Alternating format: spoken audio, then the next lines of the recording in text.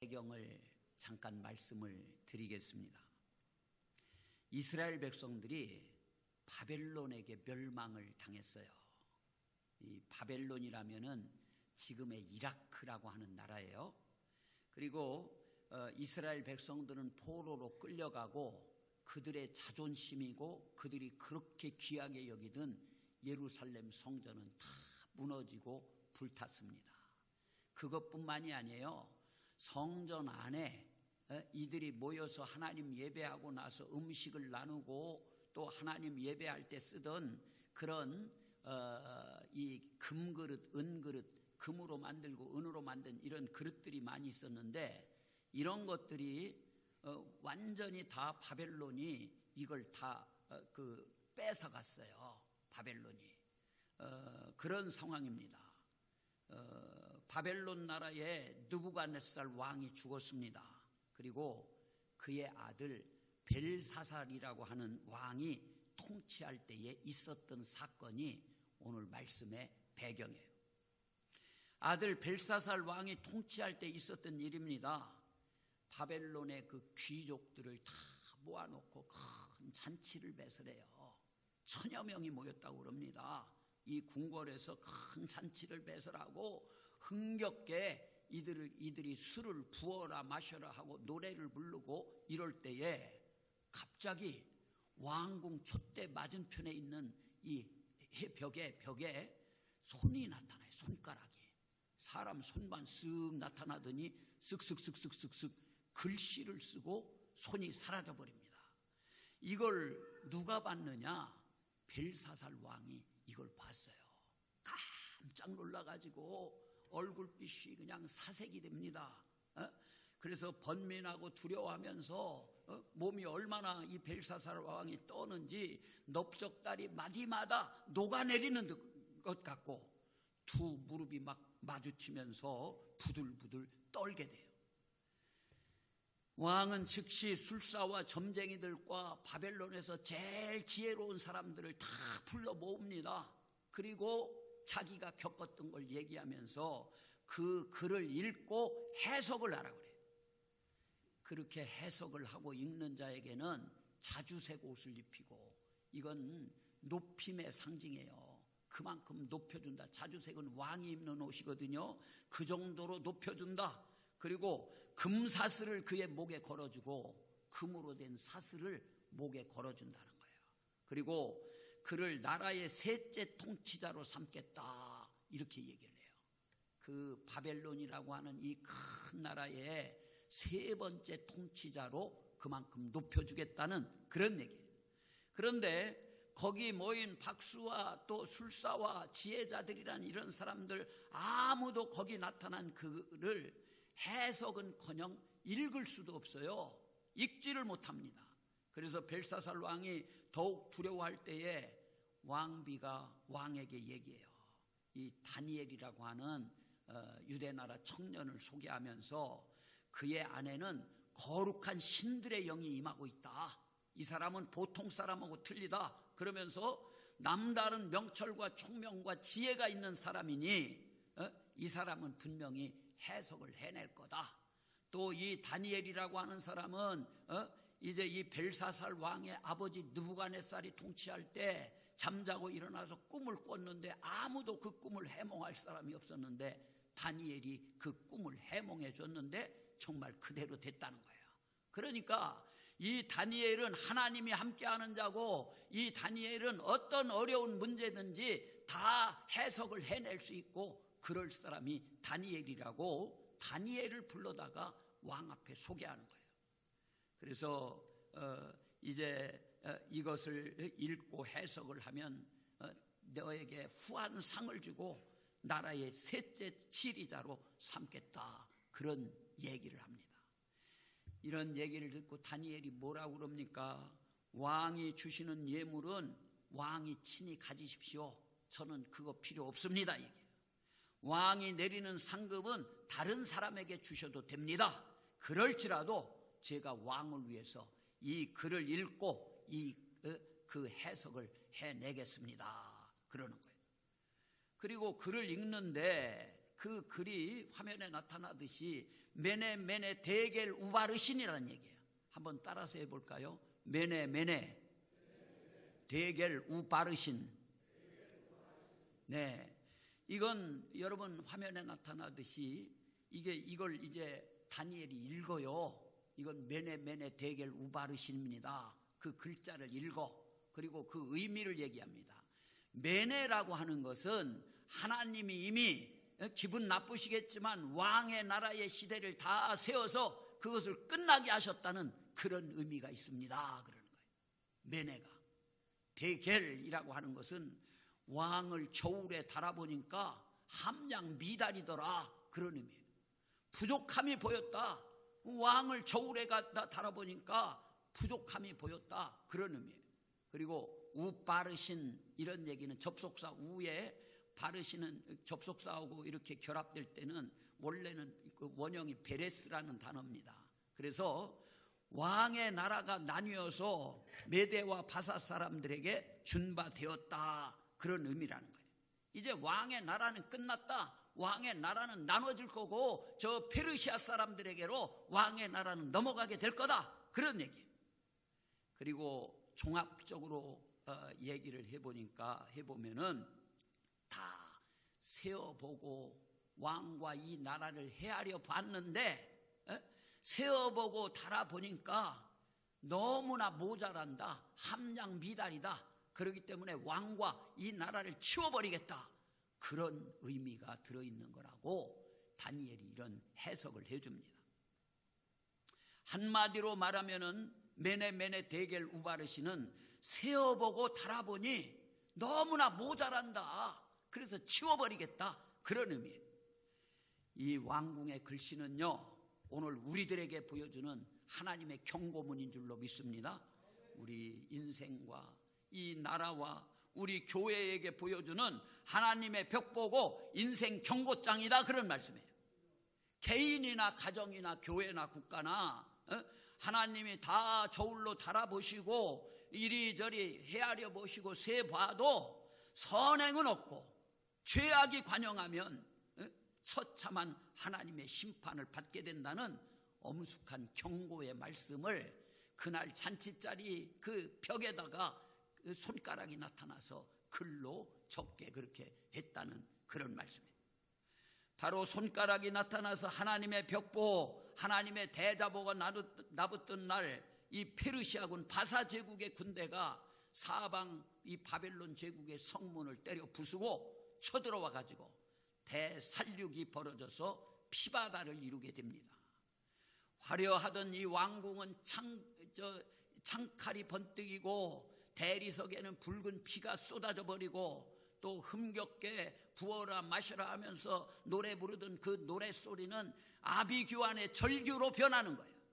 신음하는 소리, 또 비명 지르는 소리로 변하고 거만하던 왕의 명령 소리는 살려달라는 애원과 후회하는 탄식 소리로 변하게 되었습니다. 여러분, 죄의 심판이 내려질 때는요, 이렇게 무서운 거예요. 우리 하나님은 개인과 가정과 국가의 모든 행동을 다 달아보셔가지고 그 죄악의 무게가 차면은, 이게 넘치면은 필연적으로 심판을 하신다는 그런 사실을 우리는 명심해야 될 줄로 믿습니다. 그래서 히브리서 9장 27절 말씀해 보면은 한 번 죽는 것은 사람에게 정해진 것이요 그 후에는 심판이 있으리니 말씀하고 계십니다. 이 세상에서 심판을 안 받으면 죽은 후에 심판을 받고 영원히 돌이킬 수 없는 영원한 지옥의 형벌을 받게 된다는 그런 말씀입니다. 그래서 로마서 3장 23절에 보니까 모든 사람이 죄를 범하였음에 하나님의 영광에 이르지 못하더니 말씀하셨고, 로마서 3장 10절에는 기록된 바 의인은 없나니 하나도 없으며 말씀하고 있습니다. 그러므로 우리들은요, 하나님의 심판이 임하기 전에 우리를 구원하시려고 십자가에서 피 흘려 죽으시고 부활하신 예수 그리스도를 믿고 철저히 회개하고 돌이키면은 죄 사함 받고 심판을 면하게 되는 줄로 믿습니다. 어떤 죄인이라도요, 하나님 앞에 자기의 죄를 자백하면서 회개하고 예수 그리스도를 영접하면은 영생을 얻고 천국에 들어가는 길이 펼쳐지게 되는 줄로 믿습니다. 그래서 우리는 매일매일 순간순간 하나님의 저울대 위에서 행동하고 있다는 것을 명심해요.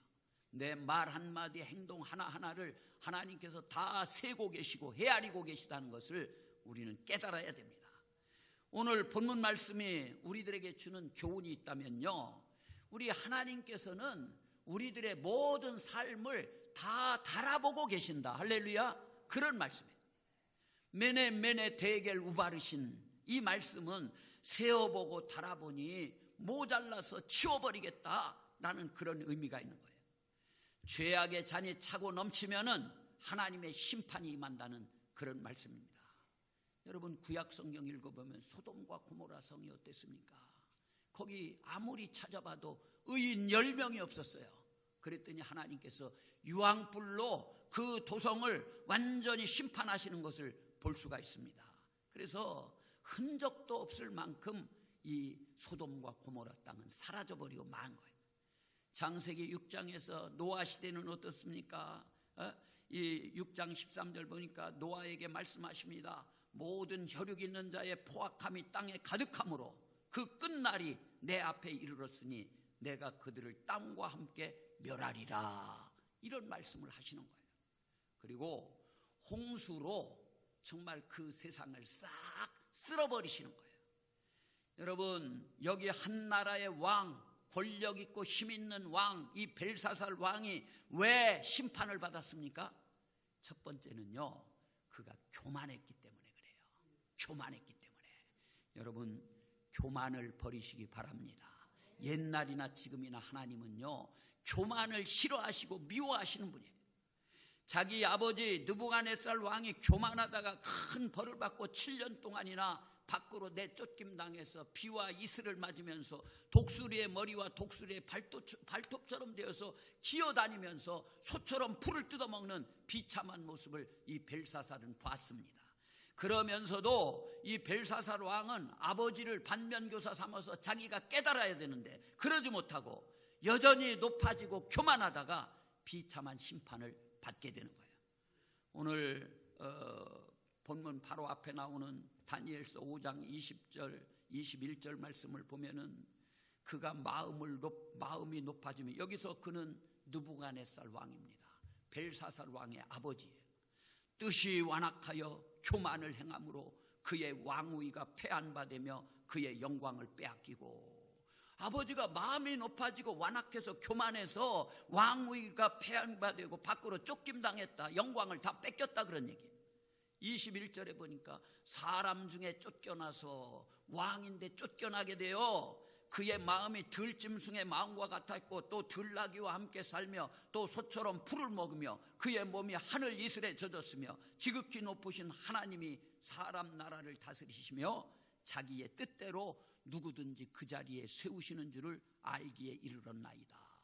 이렇게 쫓김당하고 들나귀와 함께 살면서 소처럼 풀을 뜯어 먹으면서야 정말 높으신 하나님을 알게 됐다는 거예요. 그래서 하나님 뜻대로 누구든지 자리에 세우시는 줄을 알기에 이르게 됐다는 거예요. 그런데 이런 걸 아버지가 겪은 것을 다 본 벨사살 왕이 22, 23절 말씀 보니까 벨사살이여, 왕은 지금 다니엘이 얘기하는 거예요. 그의 아들이 되어서, 이 느부갓네살 왕 그의 아들이 되어서 이것을 다 알고도 아직도 마음을 낮추지 아니하고, 이 벨사살도 교만했다는 얘기예요. 아버지를 다 봤으면서도 마음을 낮추지 아니하고 교만했다, 그런 얘기예요. 그래서 23절 도리어 자신을 하늘의 주제보다 높이며 하나님보다도 자기를 더 높였다는 거예요. 그의 성전 그릇을 왕 앞으로 가져다가 예루살렘에서 뺏어온 그 성전의 금그릇 은그릇을 다 가져다가 왕과 귀족들과 왕후들과 후궁들이 다 그것으로 술을 마시고 하나님 찬양하고 하나님의 백성들이 먹고 음식을 나누던 그 좋은 그릇을 갖다가 술잔으로 사용하고 거기다 따라서 먹고 좋다 그러고 노래 부르고 신나서 그럽니다. 그리고 왕이 또 보지도 듣지도 알지도 못하는 금, 은, 구리, 쇠와 나무, 돌로 만든 신상들을 찬양하고, 이게 지금 미쳤어요. 이런 걸로 만든 신상들을 찬양해요. 거기 바벨론의 즐비한, 그리고 도리어 왕의 호흡을 주장하시고 왕의 모든 길을 작정하시는 하나님께는 영광을 돌리지 아니한지라. 하나님은 싹 빼놓고 금으로, 은으로, 동으로, 나무로, 또 철로 이렇게 만든, 돌로 만든 신상들, 그걸 찬양하는 거예요. 야, 우리 하나님 얼마나 마음이 아프셨겠습니까? 하나님께 영광을 돌리지 않고 감사하지 않는 사람은 자연히 교만하게 되고, 교만하면 결국은 패망을 당하고 버림을 당하고 마는 거예요. 여러분, 잠언 16장 18절 말씀을 보니까 교만은 패망의 선봉이요 거만한 마음은 넘어짐의 앞잡이니라 말씀하셨고, 하나님은 교만한 자를 대적하시고 겸손한 자에게 은혜를 베푸신다 말씀하고 계세요. 여러분, 하나님과 사람 앞에 교만의 죄처럼 무서운 것이 없습니다. 항상 겸손의 영을 달라고 우리 아버지께 기도하시는 귀한 성도님들 되시기를 주님의 이름으로 축복합니다. 교만 안 됩니다. 겸손해야 돼요. 항상 나보다 남을 낮게 여겨야 돼요. 두 번째는 어떤 이 벨사살이 왜 버림을 당하느냐? 부정한 쾌락을 즐겼어요. 부정한 쾌락을 즐겼어. 그날 밤 창칼이 막 번뜩이고 대리석 바닥에는 붉은 피로 물들고 노랫소리는 비명소리가 되고 또 명령하는 소리는 애원의 소리로 변하는 비극이 바로 문 앞에 이른 줄도 모르고 그저 술에 취해가지고 부어라 마시라 하면서 잔치를 하고 노랫가락을 부르고 거룩한 그릇에다가 술을 담아 마시면서 부정한 쾌락을 즐겼다, 그런 얘기예요. 누가? 벨사살 왕하고 바벨론의 귀족들이. 그래서 페르시아 이 바사 나라의 아하수에로 왕도요, 우리가 에스더서를 읽어보면은 7일 동안이나 흥겨운 잔치를 하다가 자기 왕후 와스디가 참 아름다운데 와스디 보고 나와가지고 여기 방백들 앞에서 좀 몸을 보여라 그랬는데 나오지 않는다고 와스디 왕후를 완전히 폐위시켜버립니다. 정도를 벗어나서 부정한 것을 즐기는 쾌락은요, 하나님의 심판을 받게 되는 줄로 믿습니다. 여러분들 정말로 부정한 쾌락을 은밀히 즐기고 계신 분들이 있다면 빨리 끊어내시게 되기를 주님의 이름으로 축복합니다. 세 번째는요, 거룩한 것을 욕되게 했기 때문에 벨사살이 죽임을 당하고 끝나버리고 마는 거예요. 심판을 받는 거예요. 거룩한 것을 욕되게 했다, 그런 얘기예요. 벨사살 왕은 하나님 두려운 줄 모르고 자기 아버지 왕 때 예루살렘 거룩한 성전에서 탈취해온 그 거룩한 금그릇, 은그릇을 가져다가 거기다가 술을 퍼마시면서 게다가 금, 은, 동, 철, 목석으로 만든 우상을 찬양했다는 거예요. 그러므로 우리 하나님의 진노를 격발하게 되는 겁니다. 하나님의 거룩한 것을 욕되게 하는 것은요, 하나님의 눈을 손가락으로 찌르는 것 같은 무서운 심판을 받는 죄입니다. 그래서 구약시대는요, 대제사장이라고 할지라도 거룩한 지성소에 잘못 들어갈 때는 벌벌 떨면서 몸에 노끈을 메고 들어가게 돼요. 이 제사장 에봇 옷자락에는 은방울이 달려 있습니다. 그래서 걸어갈 때마다 짤랑짤랑 소리가 나요. 왜냐하면은 제사장이 지성소에 들어가서 살아서 일을 하는지 아니면 방울 소리가 나지 않으면 대제사장 죽은 줄 알아요. 살았는지 죽었는지 분별하라고 은방울이 달려있던 겁니다. 죽었으면은 다른 사람이 들어가서 그 시체를 끌어낼 수 없어요. 지성소 안에까지. 그렇기 때문에 다른 사람 거기 들어가면 그 자리에서 죽기 때문에 메고 들어간 끈을 당겨서 죽은 대제사장을 끄집어내는 거예요. 사무엘상 6장 말씀을 보면요, 다윗 왕의 명령을 따라서 하나님의 거룩한 법궤를 이송해 오기 위해서 새로운 수레를 만듭니다.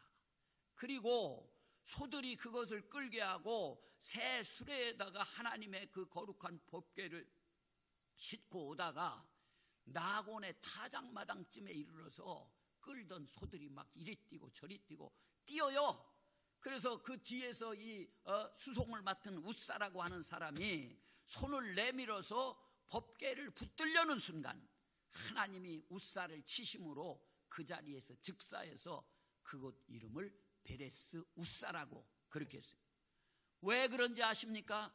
원래 이 하나님의 언약궤, 하나님의 법궤는요 지극히 거룩한 것을 상징하는 거예요. 그래서 제사장들이 어깨에 메고 조심스럽게 운반을 해야 되는 것이 법궤입니다.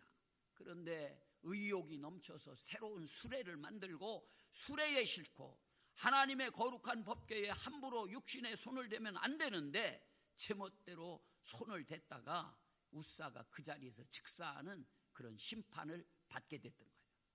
가룟 유다는 예수님과 사도들의 거룩한 물질을 훔쳐내다가 예수님까지 팔아먹게 됩니다. 그래서 자살해서 곤두박질해서 창자가 터져나와 죽게 돼요. 제사장 엘리의 두 아들들이 있습니다. 홈니와 비느하스예요. 근데 이들이 제사장들이지만 거룩한 제물을 제멋대로 꺼내다가 구워 먹고 삶아 먹고 3살 갈고리를 가지고 찍어서 나오는 건 다 쥐들이 가져갑니다. 거룩한 성막에서 수종드는 여인들과 음행을 하다가 훗날 이 홈니와 비느하스는 어떻게 됩니까? 전쟁터에서 같은 날 전사하게 돼요. 하나님이 떠나시게 되니까 법궤도 뺏겨버리고 맙니다. 패전의 소식을 들은 아버지 엘리는요 의자에 앉았다가 쓰러지면서 목이 부러지면서 그 자리에서 죽게 돼요. 여러분, 그 이유는 그의 아들들이 거룩함을 욕되게 하는 무시무시한 죄를 범하건만 이를 제대로 꾸짖지 아니하고 얘들아 들리는 소문이 좋지 않다 하는 정도로만 타일렀기 때문에 하나님이 진노하셔가지고 너는 자식만 귀하냐? 나를 존중히 여기는 자를 내가 존중히 여기고 나를 멸시하는 자를 내가 경멸히 여기리라 그렇게 말씀하시면서 그 집에서 영영이 제사장 대가 끊어지고 말게 그렇게 하셨던 거예요. 또한 하나님을 멸시했던 나라들 보십시오. 성스러운 교회를 부숩니다. 십자가를 끌어내립니다. 핍박했던 이런 나라들 지금 세상에 남아 있습니까? 몇 나라가 남아 있긴 하더라도 비참한 생활을 하는 것을 우리들은 볼 수가 있어요. 그들은 하나님이 세우신 성스러운 교회를 파괴하고 말살하려는 그런 정책으로 인해서 멸망을 받습니다. 하나님의 거룩하심 앞에 떨 줄 알고 이 거룩한 것을 바로 구분할 줄 알면 하나님이 그를 보장하시고 지켜주시는 거예요.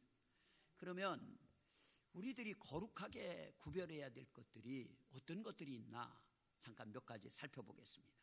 첫째는요, 거룩한 날을 구별해야 돼요. 거룩한 날을 욕되게 쓰지 말고 거룩히 지킬 줄 알아야 됩니다. 이 거룩한 날이 어떤 날입니까? 바로 주일이에요. 이날 돈 벌기 위해 다니지 말고 또 유흥을 즐기지 말고 놀러 다니지 말고 여행 다니지도 말아야 돼요. 주일은 성전에 나와서 마음껏 하나님 앞에 예배하고 하나님 찬양해야 될 줄로 믿습니다. 거룩한 날이에요. 그래서 이사야 58장 13, 14절 말씀 보겠습니다. 만일 안식일에 내 발을 금하여 내 성일에 오락을 행하지 아니하고 안식일을 일컬어 즐거운 날이라 여호와의 성일을 존귀한 날이라 하여 이를 존귀하게 여기고 내 길로 행하지 아니하며 내 오락을 구하지 아니하며 사사로운 말을 하지 아니하면 내가 여호와 안에서 즐거움을 얻을 것이라. 내가 너를 땅의 높은 곳에 올리고 내 조상 야곱의 기업으로 기르리라. 여호와의 입의 말씀이니라. 여러분, 정말 이 거룩한 날, 이 날을 잘 구별해서 욕되게 쓰지 말고 거룩히 지킬 수 있는 그런 성도님들이 다 되시게 되기를 우리 주님의 이름으로 간절히 축복합니다. 이 날 잘 지켜야 돼요. 두 번째, 뭘 거룩하게 여겨야 되냐? 거룩한 성전의 기구를 거룩히 다뤄야 됩니다. 이 벨사살이 어떻게 했습니까? 예루살렘 성전에서 가져온 금그릇, 은그릇 이거 갖다가 귀족들에게 다 나눠주면서 여기 술 따라 부어 먹어. 그러면서 이걸 더럽혔던 거예요. 세상의 물건처럼 취급하거나 집에 가져다가 이 성전에 있는 것들을 제멋대로 사용하면 두고두고 저주를 받아요. 느부갓네살 왕과 벨사살 왕이 여러분 저주받은 것을 보십시오. 이런 데서 우리는 큰 교훈을 얻어야 돼요. 그리고 세 번째, 뭘 거룩히 여겨야 되느냐? 우리 성도들 몸은요, 이게 보통 몸이 아니에요. 우리들의 몸이 거룩합니다. 예수의 영, 성령이 거하는 전이 바로 우리들의 몸이에요. 그래서 성령이 거하시는 거룩한 몸을 음란하게 사용하든지, 거기다가 몸에 술을 붓는다든지 마약이나 아편이나 담배, 연기로 더럽히면 안 된다는 얘기예요. 여러분들 이 거룩한 몸을 거룩하게 구별해서 거룩하게 유지하시게 되기를 주님의 이름으로 축복합니다. 네 번째는 뭘 거룩하게 해야 되느냐? 거룩한 물질에 손을 대면 안 됩니다. 오래전에 어느 지방 회계를 맡고 있던 장로님이 계셨어요. 제가 언제 수요일 날인가도 말씀을 드렸던 것 같아요. 그때는 지방의 교회들이 각종 부담금을 지방 회계에게 보내면 그 회계가 일괄적으로 연회로 보낼 건 연회로, 본부로 보낼 건 본부로, 응급부로 보낼 건 응급부로 이렇게 보내던 때입니다. 사업을 하셨던 장로님이에요. 그런데 본인 사업 자금이 필요하면 우선 받은 이런 부담금으로 해결을 하곤 하다가 나중에 이게 발각이 돼서 고소를 당합니다. 그래서 어떡합니까? 빼도 박도 못하고 감옥을 들어가게 돼요. 그 일로 이 장로님의 신용은 바닥에 떨어졌고요, 더 이상 사업도 할 수 없게 됐습니다. 좋지 않은 낙인이 찍혔습니다. 그리고 그러니까 얼마 제명대로 살지도 못하고 일찍 세상을 떠나가는 걸 봤습니다. 그의 아내도 역시 일찍 얼마 안 있다가 남편 죽은 지 죽더라고요. 아이들이 남매가 있었습니다. 그 아이들도 아버지가 지방 돈 뺏으다 감옥 가고 이런 어려움 겪게 된 것을 다 알게 되고, 그래서 이 자녀들도 고개 들고 제대로 살아갈 수가 없었다고 그럽니다. 다른 것보다도 교회의 거룩한 물질에 손을 대면요, 천배 만배 큰 죄예요. 제대로 회개하지 아니하면 자자손손 저주를 받게 됩니다. 어떤 사람은 여러 가지 구실을 만들어서 하나님의 돈을 떼먹는 그런 사람들이 있어요. 자기 걸로 빼먹습니다. 여러분 두고 보십시오. 두고 자자손손이 저주를 받아요. 사랑하는 여러분들, 속회돈, 선교의 돈 한 푼이라도 떼어 먹으면 천배 만배 손해보고 여러분 얘기 같지만요, 저주받아요. 저는 많이 받습니다. 내 돈이라도 하나님께 드리기로 했으면 그것은 하나님의 것입니다. 그것을 도둑질하면 하나님께 저주받는다고 했어요. 하나님께 건축 헌금이나 어떤 헌금을 드리기로 마음으로 약속을 했으면 드려야지, 안 드리면 안 된다는 거예요. 제가 부여에서 목회할 때 어느 날 한 권사님이 찾아오셨습니다. 이 권사님이 참 어렵게 사시면서 때로는 파출부 일도 하고 또 어떤 일이든지 일거리가 생기기만 하면 마다하지 않고 나가서 수년째 이 일 저 일 막 해오고 그 번 돈으로 자그마한 적금을 들었다는 거예요. 그런데 만기가 되어서 그 적금을 타게 됐다는 거예요. 이 권사님 말씀을 들어보니까 참 아픔을 겪으셨던 분이에요. 젊을 때 딸을 낳았는데 이 아이가 중증 장애를 가지고 태어났다는 거예요. 그 어린 것을 고쳐보려고 이것저것 좋다는 병원 다녀봐도 돈만 많이 들고 아이를 고칠 수가 없어서 안타까웠다는 거예요. 그러던 중 이 아이가 얼마 안 가서 세상을 떠나가게 됩니다. 그 어린 아이를 장례하면서 이 어머니가 마음으로 기도합니다. 하나님, 앞으로 돈 좀 벌면 제가 중증 장애로 고생하는 사람들을 위해서 돈을 좀 내놓아야 되겠다는 그런 마음 가지고 하나님 앞에 기도했다는 거예요. 그래서 이 권사님이 수년 동안 어렵게 모은 것으로 적금을 타게 됐는데 2천만 원을 탔어요. 그때 기도했던 것이 생각나서 이 2천만 원을 전부 들고, 이건 목사님 교회 재정과는 상관없이 제가 중증 장애인들에게 주려고 찾아보니까 저하고 딸하고 여기저기 다 기관 연결해봐도 저는 어떻게 할 수 없어요. 목사님께서 아실 테니까 목사님이 좀 해주십시오. 그래서 그들을 위해서 썼으면 좋겠다고 이걸 가지고 오셨습니다. 그래서 중증 장애인을 수용하고 있는 시설과 연결을 해서 그 돈을 전달했던 그런 일이 있습니다. 이 귀한 권사님, 적금을 타서 목돈을 손에 쥐고 보니 젊은 시절 약속하고 기도했던 그것이 생각나서 거액을 들고 담임 목사를 찾아와서 실행하는 것을 보고 감동했던 적이 있습니다. 넉넉하고 쓰거워 남아서가 아닙니다. 자기도 써야 할 것이 얼마나 많겠습니까? 그런데 그 기도가 생각나서 이것은 내 돈이 아니라 기도하면서 약속했던 것이니까 하나님 것이라고 생각하고 한달음에 달려와 그 실행을 했던 거예요. 하나님께 소원하고 작정을 했으면 그것은 이미 성물이 된 겁니다.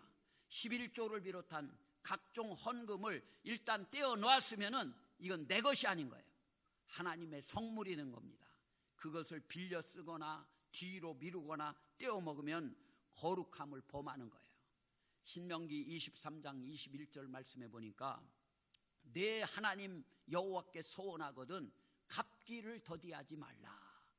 내 하나님 여호와께서 반드시 그것을 내게 요구하시리니 더디면 그것이 내게 죄가 될 것이라. 내가 소원하지 아니하였으면 무죄하리라. 그러나 23절 보니까 내 입으로 말한 것은 그대로 실행하도록 유의하라. 무릇 자원한 예물은 내 하나님 여호와께 내가 서원하여 입으로 언약한 대로 행할지니라 말씀하고 있어요. 여러분, 이렇게 하나님의 거룩한 것들을 그냥 사람 생각으로 이 거룩하지 않은 곳에 그냥 대충 적당하게 욕되게 쓰지 말고 거룩히 구별해서 쓰고 지켜야 될 줄로 믿습니다. 이제 시간이 많이 가서 말씀을 마무리합니다. 이 벨사살 왕은 또 하나님의 경고를 무시했기 때문에 하나님께서 심판하시는 거예요. 그리고 이 금, 은, 동, 철, 나무, 돌 이런 걸로 만든 신상을 찬양했다. 술 퍼마시면서 하나님 대신 우상을 찬양했다는 거예요. 이런 죄로 말미암아서 결국은요 이 벨사살 왕이 그날 죽임을 당해요. 그래서 다리오라는 새로운 왕이 등장을 하게 됩니다. 여러분, 우리 하나님은 다 세고 계시고 다 헤아리고 계시고 다 보고 계시고 그게 이제 죄악이 차고 넘칠 때 또 다 저울 가지고 달아보신다는 거예요. 우리가 하나님 앞에 함량 미달이 되면 안 된다는 얘기예요. 사랑하는 여러분들, 정말 오늘 이 말씀 허투루 듣지 마시고 마음판에 새기시기를 바랍니다. 하나님이 다 세고 계시고 달아보고 계신다는 이 하나님 앞에서 거룩히 행하고 똑바로 하나님의 자녀답게 살아갈 수 있는 그런 사랑하는 성도님들 모두가 되시기를 주님의 이름으로 축복합니다. 기도하겠습니다. 하나님, 저희들 참 어리석게 벨사살 왕같이 살아갈 때가 너무 많이 있었습니다. 교만했고 하나님 아버지 정말 하나님 뜻을 따르지 아니하고 내 멋대로